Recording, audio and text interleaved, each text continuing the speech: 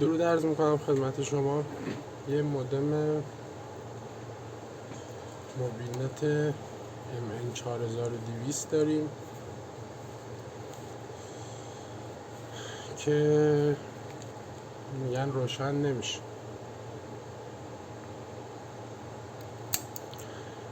و من میزنیمش به منبع تغذیه ببینیم چجوری وضعیت.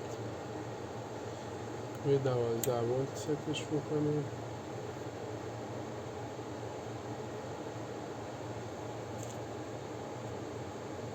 آمپرم میاریم پایین.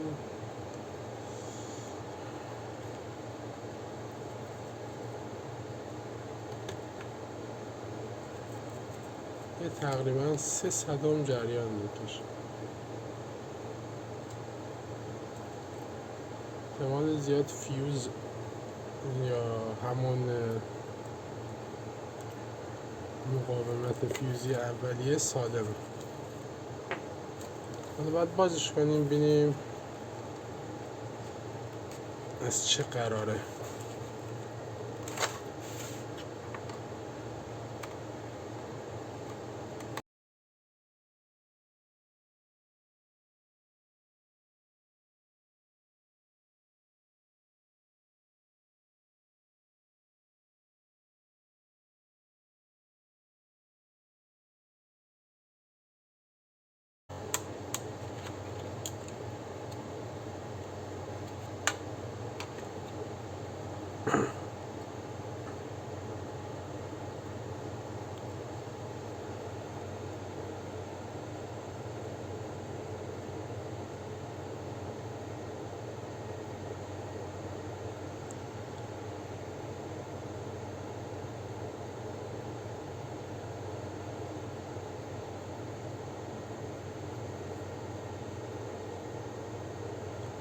از نظر ظاهری بررسی میکنیم.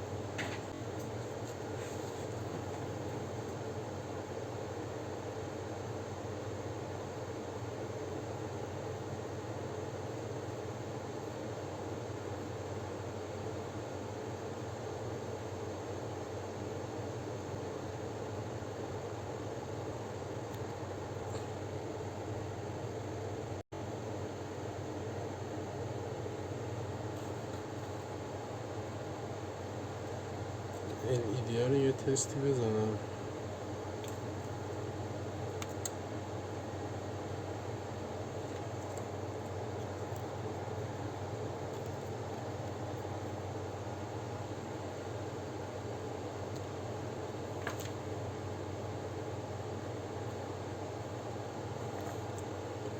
رو 3 ولت تنظیم میکنید اول.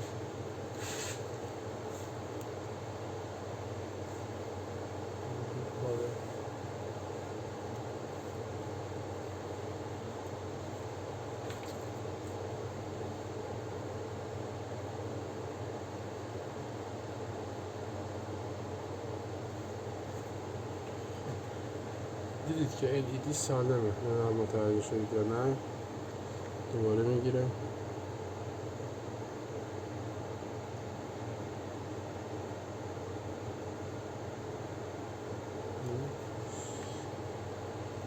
خب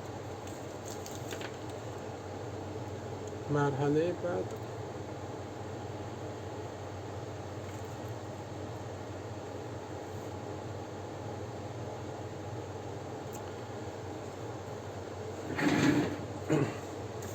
میایم این کلیدش رو تست میکنیم.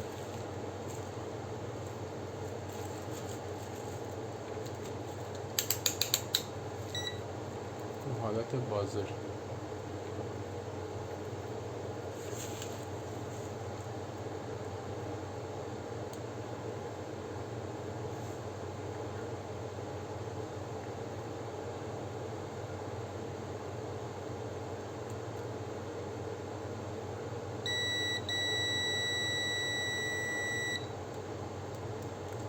ظاهرا کلید مشکل داره. بذار مطمئن بشیم. الان برقراره.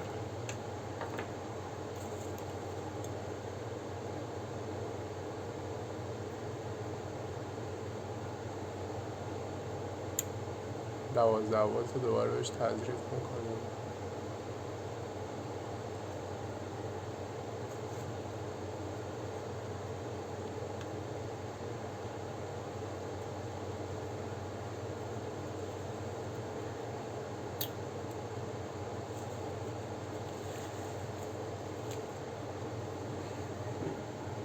میبینید الان روشن شد.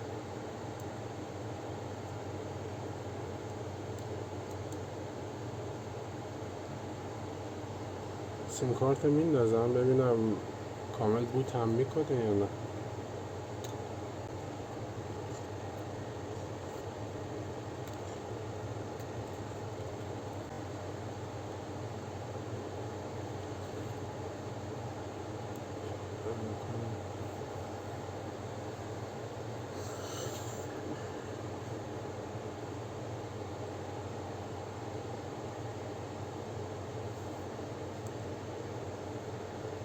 LED وای فای و سیگنال روشن بشه یعنی اوکی. الان وای فای روشن شد.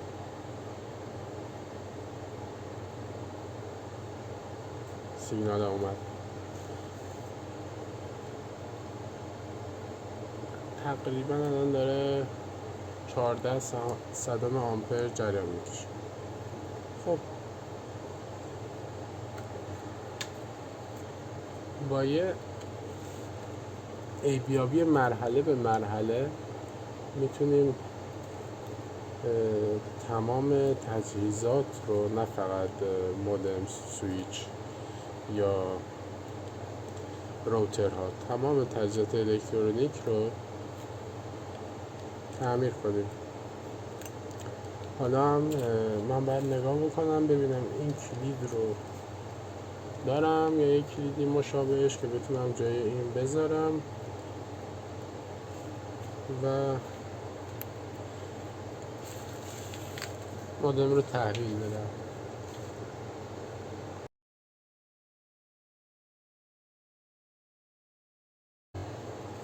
یک کلید مشابهش پیدا کردم، هرچند این دیپه ولی اون به صورت اسندیه که معمولا اون کلیده اونجوری گیر نمیاد.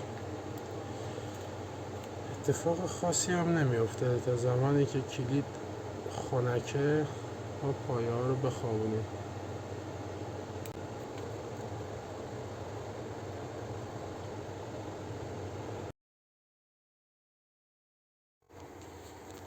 عرضم به خدمت شما، من جاهایی که خیلی نکته خاصی نداره رو دورتون میذارم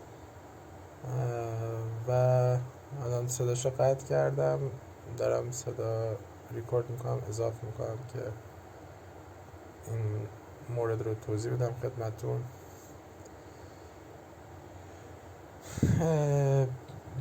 با مولتی متر پایه های این کلید رو تشخیص دادیم، فهمیدیم که پایه های بقولن کدوم ور باید وصل باشه. پایه سمت چپ در حالت وصل اتصالن و مثل همون کلید خودش در واقع گذاشتیم، برعکس نذاشتیم این کلید رو، چون برعکس میذاشتیم در حالت وقتی که شاسی بالا بود مودم روشن میشد، پایین خاموش میشد. بهتره که مثل فابریکیش باشه. به هر حال نکته خاصی که توی این ویدیو هست اینه که خیلی باید با ظرافت کار کنیم. میبینید این فایلی که اینجا گذاشته میشه برای اینکه باد گرم میخوره به اون جک در واقع آداپتور آسیب نبینه. حتی اونجایی که میتونید با لذت کار کنید که یه وقت آسیبی به برد زده نشه و امیدوارم که توی کارتون، توی تعمیرات بتونید هر روز پیشرفت کنید، بترسید و اقدام کنید. اینم شاسی در واقع کلید قبلی خودشه که پوست ما رو کند تا جدا شد، اما خب میارزه. با خشونت رفتار نکنیم بهتره.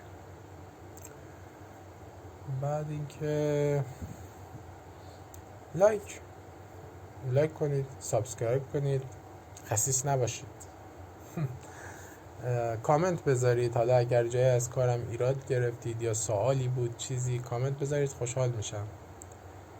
و شیر کنید برای دوستاتون، حداقل کسایی که میشناسید و حس میکنید یک پیش زمینه نسبت به الکترونیک دارن، براشون بفرستید، شاید به درد اونا هم بخوره. خب ادامه رو ببینیم با هم. کلید کجا گذاشتم؟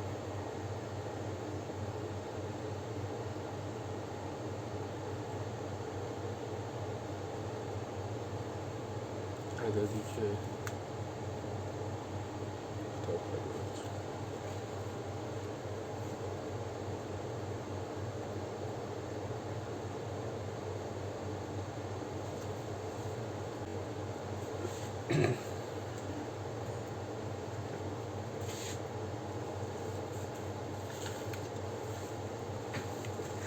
ببینید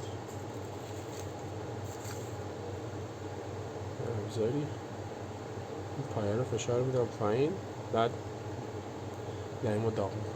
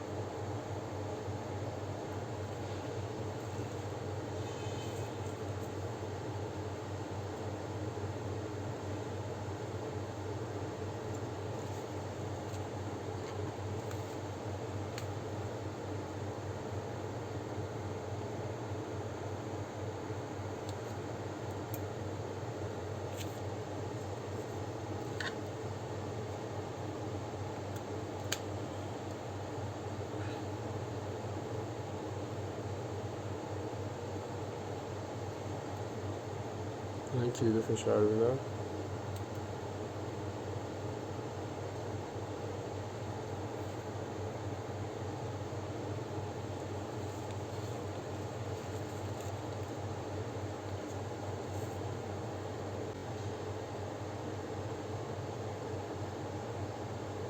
اوکی، تا اینجا کافی. سیم کارت روش نیست دیگه، سیگنال نمیده.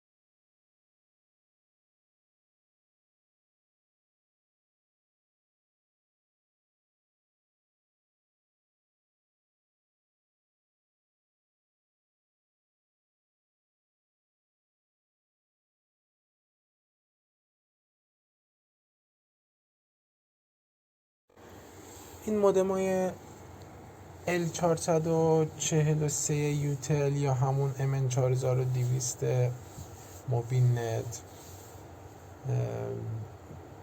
بجز LED پاور و سیگنال، LED دیتکت سیم کارت هم دارن. الان میگم خدمتتون.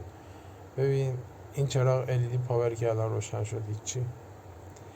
LED وای فای هم روشن شد، اینه که میبینید. LED سیگنال هم الان باید بیاد بالا که الان اومد دیگه، میبینید.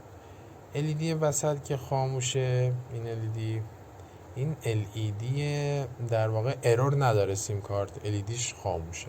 اگر سیم کارت روش نبود یا شناخته نمیشد نارنجی رنگ نشون میداد. امیدوارم لذت برده باشید و درودی دیگر بدرود.